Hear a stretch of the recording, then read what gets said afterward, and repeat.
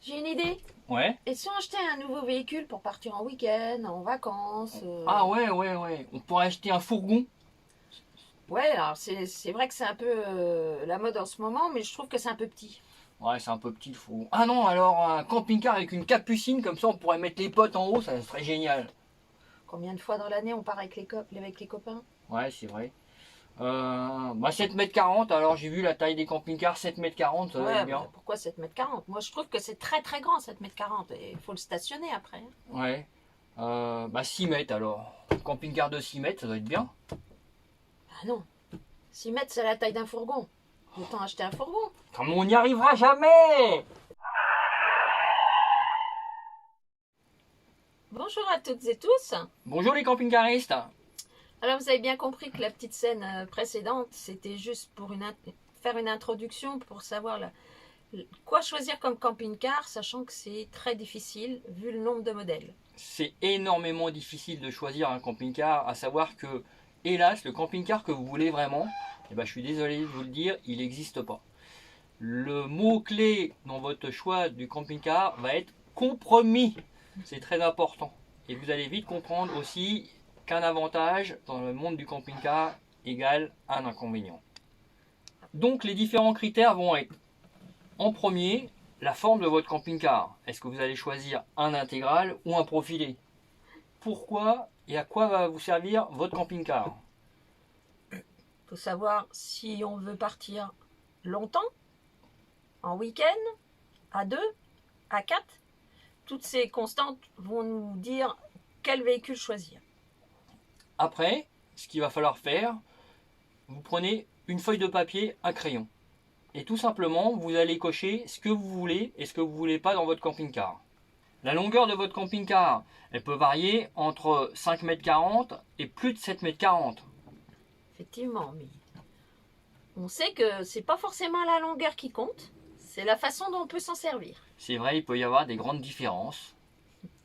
Regardez bien la charge utile, c'est ce qui va définir votre confort de voyage. Sachant que, mesdames, on emmène toujours des choses soi-disant inutiles pour monsieur, mais que nous on a besoin. Et tout pèse très lourd dans un camping-car. Les doubles batteries, le store, le boîtier d'attelage. N'oubliez pas aussi que quand vous partez avec le plein d'eau, c'est minimum 120 litres, donc 120 kilos. Ensuite, le couchage.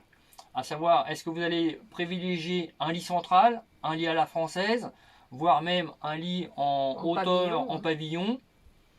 Et en fonction du modèle prix, c'est intégral ou profilé, le lit va conditionner après votre espace de jour. Ça va dépendre uniquement du confort que vous voulez avoir pendant la nuit dans votre camping-car.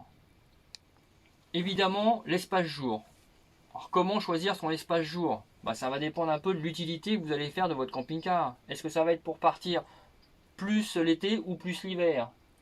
En fonction des saisons, on vit dehors ou on vit dedans. S'il fait un temps pourri, vous allez passer beaucoup plus de temps à l'intérieur.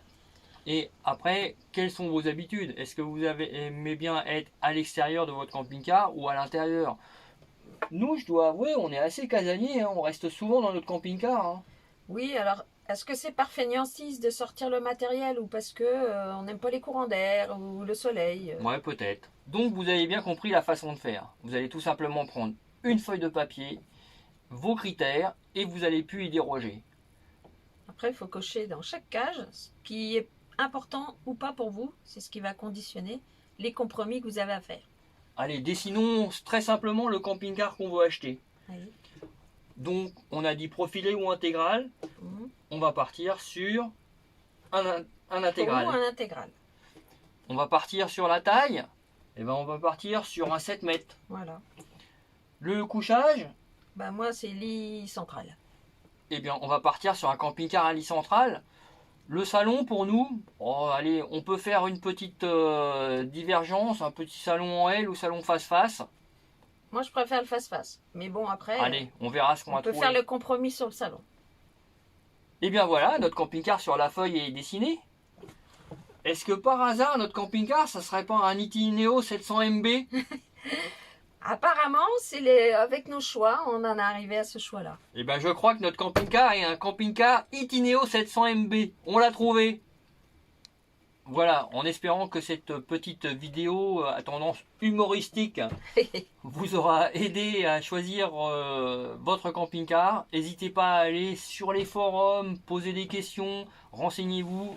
Très honnêtement, il n'y a rien mieux que le bouche à oreille. Si vous avez l'occasion d'en visiter, c'est pareil, n'hésitez pas à monter dedans et vous allez très vite vous apercevoir ce qui ne vous convient pas.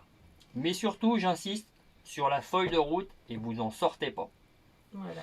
Allez, on fait comme d'habitude, un petit pouce, un commentaire, on s'abonne et c'est nickel. Voilà. Et bientôt une prochaine vidéo. Au revoir. Bye bye.